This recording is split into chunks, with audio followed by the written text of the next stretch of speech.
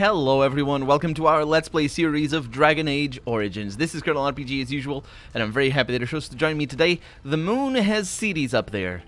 That is not our moon. I am fascinated. Anyway, we're talking to Morrigan. She has a lot to tell. In the last episode we talked to her already, and we also talked to Sandal and his father, and we talked to, what was it, Liliana, that's right. And Morrigan is revealing a lot about herself. Yeah, I was very surprised, very pleasantly surprised to see that her character was completely deliberate, and that, and more importantly, that what I had foreseen and commented on sort of is revealing itself to be true in regards to her difficulties coping with society, specifically human society. We did come upon a oh, I forgot to sell things. My bad. I can do that very quickly while I say what I was going to say. Let's just go over here. You and your friends are formidable folk, indeed. It's good to have you along on the road. Likewise. I'm sure you'll be pleased. I know. So I did come upon a particular question of one made me wonder, which was yeah, there's not a whole lot of stuff here, is there? Is that crystal? Darkspawn dagger and greatsword, warden longsword. That's not very good, is it? Yeah, let's just sell it.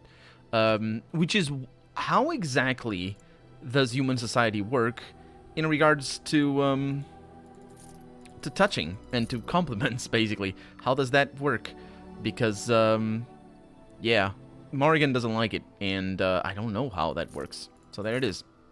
Anyway, we can sell these things and get a little bit of that. Also, I should collective arming cowl.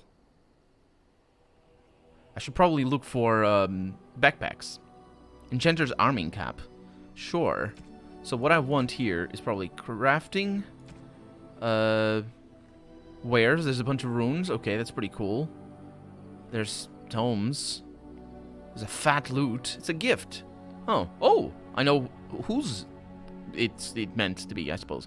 A stick as well as a gift. Well, I can buy them. Oh, these are all... What? These are free gifts. Why are they free? Also, maybe I shouldn't buy them all. Just saying. I'm just... Because I don't have room. Protective cone. Ugly boots. Oh, no. I suppose that's a bad thing. Religion mask. Chant of light unabridged. Scented soap. Butterfly sword. Who the heck would want that? Cat lady's hobble stick. What? Chastity belt. Sugar cake. Those are gifts as well. I suppose those are just, you know, generic things. Uncrushable pigeon? I have a manual here. Where giant spiders came from, wilderness companions for beginners. This is for a ranger. And a backpack, that's what I wanted. This is for our specialization. So I can sell some things in here. A rare anti-venom brandy. Let's, yeah, amulet of memories. Kunari prayers for the dead. Isn't Kunari for the giant, I don't remember his name, a pet rock? What in the world? A beard flask. Alistair doll. King Merrick's shield. That's probably gonna be for Liliana. Okay, that's good enough. Can I accept? How do I? It's accepted automatically, isn't it? Okay. That's very interesting. Okay, so the good thing is that we did get a backpack, and we need to get them as much as we can because they are apparently unique. Yes? I need to continue talking to Morrigan. I'd like to ask you something. If you must. So, have you ever been hunted by the Chantry? You are very cute to ask so many questions. What do you mean? What does she mean? You don't have to answer if you don't want to. I'm glad you think so. Let's go with that. And I am glad you are so glad. My mother has been hunted from time to time, yes. by Templar fools like Oh, Alistair, which right. should tell you how successful they generally were. Flemeth made a bit of a game of it, in fact. The Templars would come again, and she would look at me and smile and say that the fun was to begin once more. Fun? You found it fun? Well, she did. She did, at least. I found the game fun. I was too young to understand the truth behind what was happening. Flemeth would warn them once. 'Twas a warning they inevitably failed to heed. And then the true game began. Often Flemeth would use me as bait.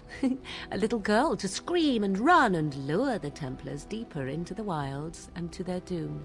Oh, that's what we heard. Remember? It was what we heard, wasn't it? About the... It was basically this. I don't remember if it was Alistair or Jorah or what his name was. Did you actually kill them all? Me? No, I never did any of the killing until later. And even then, Flemeth was a glutton for that sort of thing. Thankfully, the wilds is a vast place. Once they found us, Flemeth would simply move us elsewhere and we would be lost within the forest once again. I did not understand the danger we faced until I was much older. I had never heard of apostates or maleficarum. Don't you regret hurting any of those men at all? Well, that's an interesting question. But it also implies that there is a regret to be had, which is a judgment here that I would be making if I asked that question. And I don't think my character would say that. I also don't think I would say that necessarily. It does sound like basically witch hunts. So, yeah. Self-defense for sure. In a sense. Do you think that was... do you still think that was fun? I think that my mother made it fun so that a child did not learn to fear. And I think that it was necessary. There are no trials for apostates, no prisons, no mercy. There are only absolutes, so only survival matters. If the wilds have taught me anything, 'tis this. First, you must survive. Do you disagree?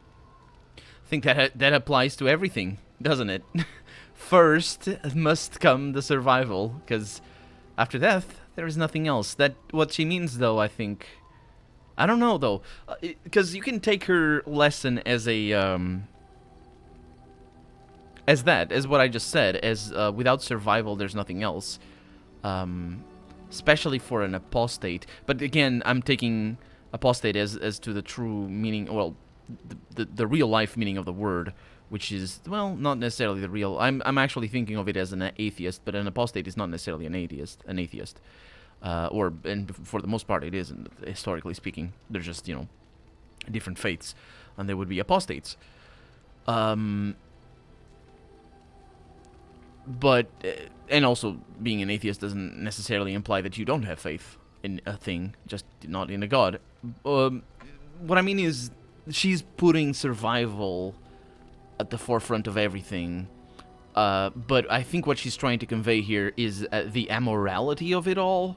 Like, like the means justify the ends in what it comes, when it comes to survival.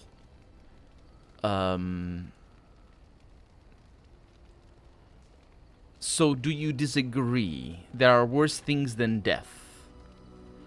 Yeah. I think my character is gonna say that. That's a pathetic justification. Nah. You're probably right, would be sort of a cop-out. I'm gonna go with the one, there are worse things than death, because I think that actually touches on, not so much on the, because there's different perspectives you can have on the subject. It's not, I don't know, like, there are worse things than death makes it sound like you're gonna, you'd rather die than, for example, be made a slave, where that's not necessarily what she's discussing here. What she's saying here is, I think it is more about the survive at any cost. And when you say there were things and that you're sort of bringing more of the action, I don't know. It feels different. I'm gonna say that though, the first one. Oh?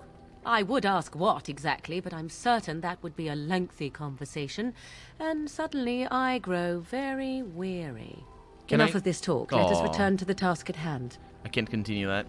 She disapproved of that. Oh, it shows a broken heart. Okay. Yes? So, I'd like to ask you something. If you must. So, is Flemeth really what she seems to be? That's a weird question. Well, that depends, does it not? What does she seem to be? Exactly. Human is a very, very interesting question. I don't think she's gonna know the answer, though. Oh, she certainly was human. Once. Tell me, how much do you know of the tale? The one that the chastened still tell of my mother, to frighten them into obedience. I don't know any of that. I didn't even know there was such a thing. Such a thing here, such a tale, probably. Ah, I see. That does explain much. I can relay what Flemeth once told me herself, and you can decide whether or not 'tis the truth, if you desire. That sounds interesting. As the tale is sung by the bards, there was a time when Flemeth was young and beautiful, a fair lass in a land of barbarian men, the desire of any who saw her. Yes, I've heard this part, apparently. Just how long ago was this I don't know, am I saying that, oh no, she couldn't have possibly been young. She's so ugly, she must have been born old. Like, that's just a stupid notion. So I don't know, I don't want to ask the first one. I've heard this part. The tales say that Flemeth fell in love with Osen the bard, and fled the castle of her husband, the dread Lord Conabar, and that he swore vengeance for her infidelity. In truth, my mother claims that 'twas Osen who was her husband, and Conabar the jealous lord who looked on from afar. Lord Conabar approached young Osen and offered him wealth and power in exchange for his lovely wife, and Osen agreed. I assume she basically left them both? Flemeth must have been angry, yeah. The life of a bard is a poor one, and love fades in the wake of hunger. 'Twas Flemeth who suggested the arrangement. All would have been well had Lord Conabar kept his end of the bargain. But he was a foul man who bargained with coin he did not possess. Osen was led off to a field and slain, left for dead. Flemeth spoke to the spirits and learned of the deed, and swore revenge. She spoke to spirits. Or demons. Why would I ask that? Let's ask that. I don't know why. Spirits first, and 'twas they who slew Conabar. Flemeth did not turn to the demon until much later. Lord Conabar's allies chased Flemeth, you see. Chased her to the wilds, and there she hid. There she found the demon, and he made her strong. The legends all speak of the great hero Cormac, he who defeated Flemeth and her great army when she invaded the lowlands centuries later. All lies. Of course. I mean, wait, he defeated Flemeth and her great army when she invaded the lowlands centuries later. Huh. Of course Flemeth would say that, would she, though? I don't think she would. No, or not. Certainly not. Of course she would say that.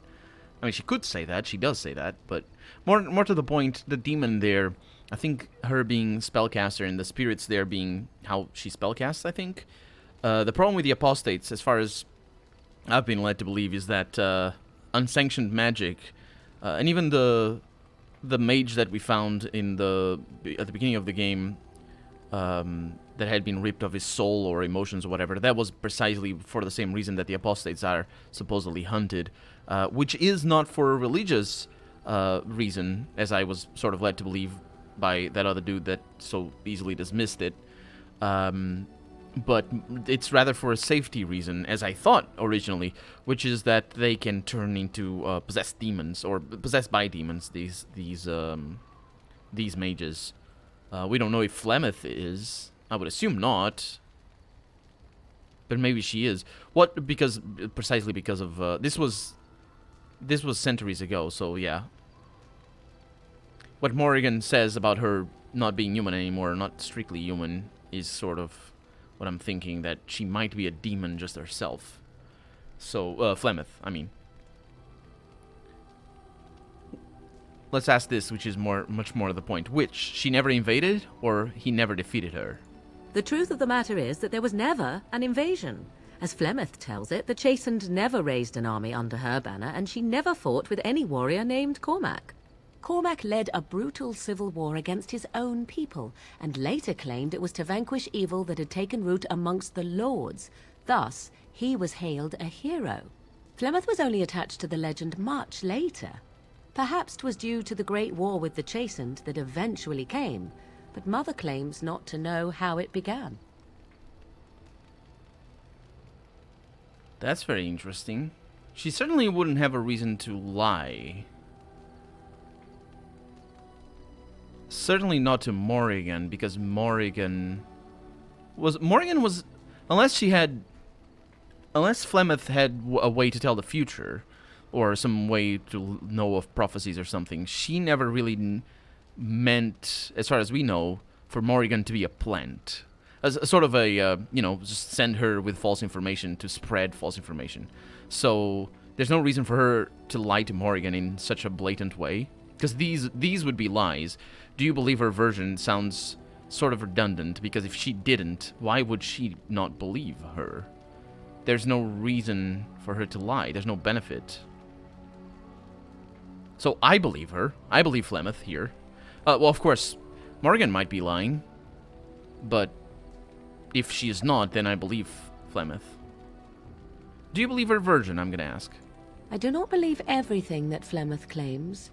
Oft it seems her bitterness has coloured her memories. But on the whole, yes, I believe this tale, if not all. How is that Flemeth has survived for so long? The demon within her has transformed her into something else. An abomination, perhaps some would say. I know not. I only know my mother is clever, and she is part of the wilds as it is part of her. But she is no immortal. She bleeds. A blade in her heart would kill her like any other, were it lucky enough to find her. The legend tells of Flemeth having many daughters? You ask if I have sisters. I have asked of this myself. The stories tell of many witches of the wilds after all, not just the one. And these tales existed long before I did. Flemeth refuses to speak of other daughters, if they existed. So, should I believe I am her first? I doubt that too. The way she... that definitely explains her relationship with Morrigan. I thought it was just because she was quirky. Flemeth, I mean. The way she treats Morrigan. Because you could tell there was some distance there. And that wasn't necessarily reciprocous in the same way between Morrigan and Flemeth and vice versa. But it does make sense if Morrigan is not the only daughter that Flemeth has ever had. Also, it makes total sense that that's the case. So otherwise, Morrigan would be sort of a break in a cycle of many centuries of Flemeth existing. The question here is very interesting. Why should she refuse to speak of them? The Chastened tell of a falling out between Flemeth and her daughters. They say that one day she hunted them all through the wilds and ate their hearts. It may be true. I have never seen another witch or heard of one. Perhaps one day Flemeth will eat my heart as well. I wonder why she said it in such a... it's a normal way. Not affected way. But I was also going to say that, to think that the daughters might have turned against Flemeth. Certainly if they were... I wonder, though. So if Flemeth raised her daughters in a way that wouldn't prepare them for being hunted by the Chantry, then it would be totally reasonable, especially if these daughters knew each other. It would be totally reasonable for these daughters to sort of revolt against Flemeth and just curse her or resent her for their own for what the Chantry does with them. So it would make sense for them to be a liability in Flemeth's eyes. So that would explain. That could explain, anyway, why Flemeth would hunt them or kill them if there was a quarrel there. And that also would be further, not justified, but just, sort of hinted at, if Morrigan was the first child used the way she was used to lure apostate hunters into the forest to kill, as Morrigan claimed they were. Aren't abominations usually insane horrors? How often is this usually? Always? If not always, then when is it not true? There are more things in this world and the next than you or I could ever hope to understand. What Flemeth became is a mystery. I suspect even to her. That makes sense. An interesting story, thank you. Flemeth tells it with far more embellishment than I, but you are welcome. Dare I ask of your own mother? Few are abominations of legend, 'tis true, but I find myself curious nevertheless. Wasn't she dead? My mother died when I was young, when I was born, yeah. There's nothing really to say about her, I love her. Do I? That's interesting, because she's dead. How... I mean, it's definitely possible, but it's also character building for a character to say, I love my mother, even though she's dead. That's character building because it's a character defining, rather. Yeah, my mother died when I was born. Ah, then you have my sympathies for what it is worth. Which is very little, I am certain. It matters not. Let us move on. Okay. Yes? Can I ask you something else? If you must. Okay, no, never mind. It's... Yes? Yeah, I'll talk about the other two things. So life in the wilds must have been very lonely. At times, perhaps. A world full of people and buildings and things was all very foreign to me. If I wished companionship, I ran with the wolves and flew with the birds. If I spoke, 'twas to the trees.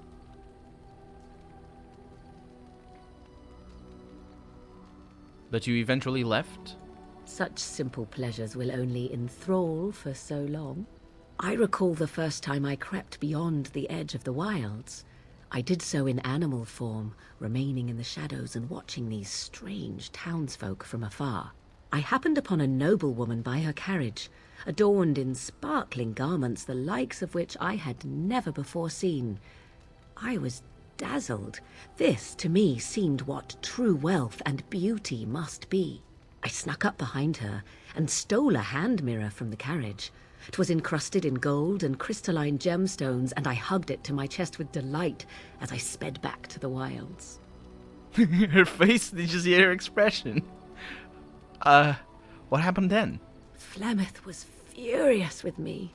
I was a child and had not yet come into my full power, and I had risked discovery for the sake of a pretty bauble. To teach me a lesson, Flemeth took the mirror and smashed it upon the ground. I was heartbroken. Teaching you a lesson here being a code word for... Well, it is... It's not a code word, but it's a stand-in, I suppose. I was gonna say it's more shaping her experience than actually teaching her a lesson. The lesson she must learn for herself either way.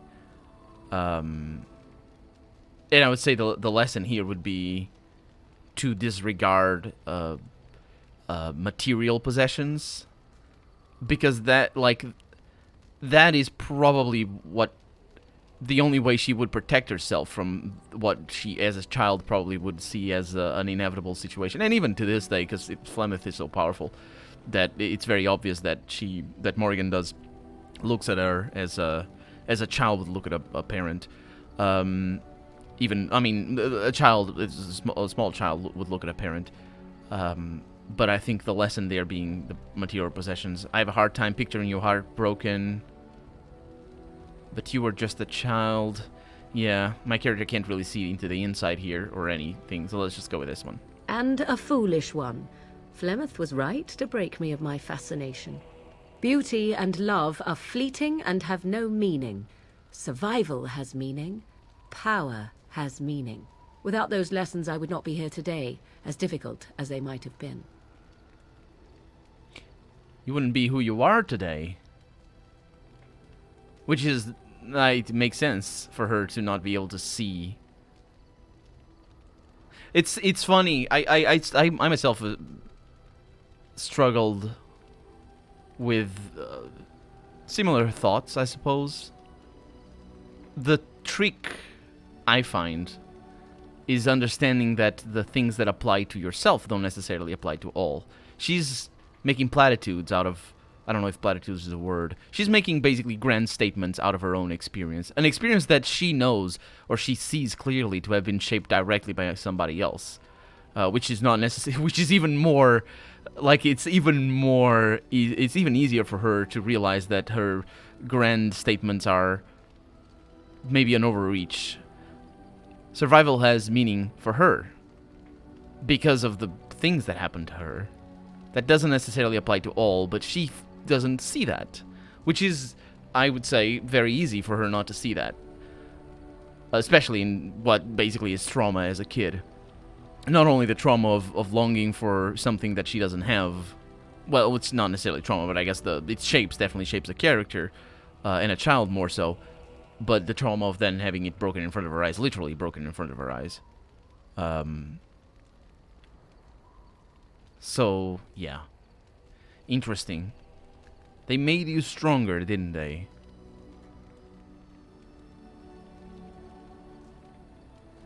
Interesting lines over here as well. I feel sorry for you is implying... is in itself implying that she's wrong. And she's not wrong. She's right. She's wrong in the way she says it, because it sort of implies that it applies to everybody else, and I do believe that is what she means.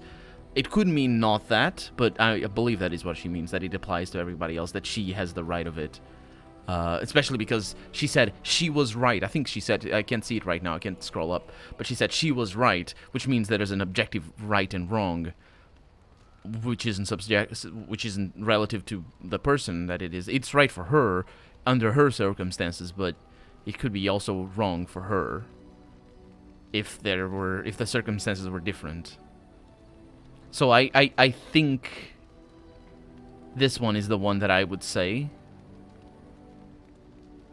Myself, my character, I'm just engaging directly with the dialogue here, so I'm not really role playing my character here. My character, I feel my character doesn't like that sort of, my character would probably feel the same way I do. I think my character doesn't like the sort of grand narratives about reality and just being like, one principle applies to everything, and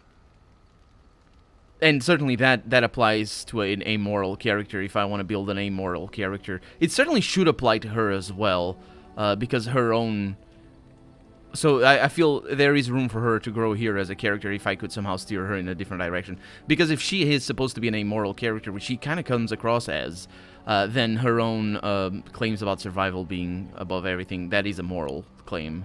And so she shouldn't be having that. In the sense that she should say that regarding her own experience, but not necessarily regarding everybody's. Because otherwise she's making a moral claim. Because that's what morality is. So I'm gonna say the second one and see what how she reacts. But you don't need to leave like that any longer. Do I not? I am still an apostate mage, even if I have left the wilds. The Darkspawn are yet undefeated. No, there is much that remains. To return to your original question, perhaps my time in the wilds was indeed lonely, but such was how it had to be. I find myself at times wondering what might have become of the girl with the beautiful golden mirror, but such fantasies have no place amidst reality. I feel that the answer there was reductive, and I knew that, and I wasn't completely comfortable with it. Her reply definitely was exactly what I was expecting. She's right, though. I said I don't claim that she isn't right in the way she acts, and that goes back to what I was saying regarding Flemeth training her maybe in a different way than Flemeth trained her other daughters, in a way that would prepare her to be better at dealing with her condition. I say condition because, you know, situation, I guess. Anyway, upbringing. Anyway, we're out of time for the day, so let's continue talking to her and to everybody else next episode. For right now, I'm Colonel RPG, and this has been Dragon Age Origins. I really hope you've enjoyed it, and if you did, go ahead and leave a comment, like the video if you want to see the next episode come out sooner rather than later. But above all, thank you so much for watching, and I hope I'll see you next episode. Bye-bye.